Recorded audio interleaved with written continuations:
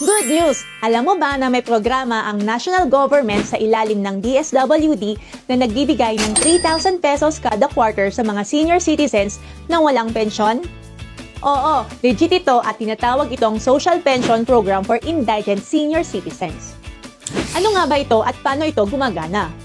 Ang programang ito ay tinatawag na Social Pension Program for Indigent Senior Citizens o SVISC under Republic Act 11916.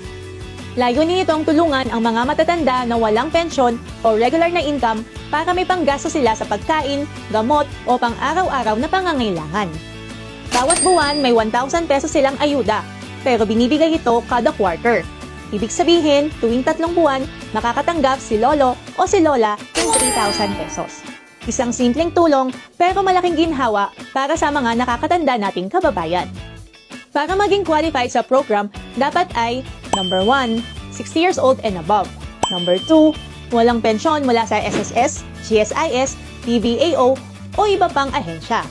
Number 3, walang regular na tulong mula sa pamilya. Number 4, mahina na, may sakit o may kapansanan. At number 5, simula 2025 kailangan na mag-present ng PhilSys ID o National ID. Kaya kung may kakilala kang senior citizen na tugma dito, baka sila na ang susunod na makakatanggap ng ayuda. Pwedeng si lolo o si lola mismo ang mag-apply. Pero pwede rin ang isang kapamilya o kamag-anak ang tumulong sa kanila.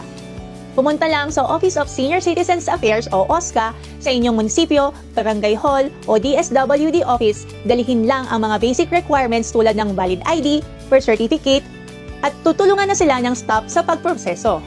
Madali lang at libre ang application.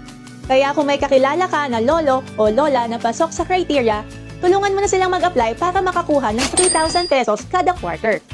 Sa simpleng pag-share mo, may matutulungan tayong senior citizens na matagal nang deserve ng tulong at ginhawa.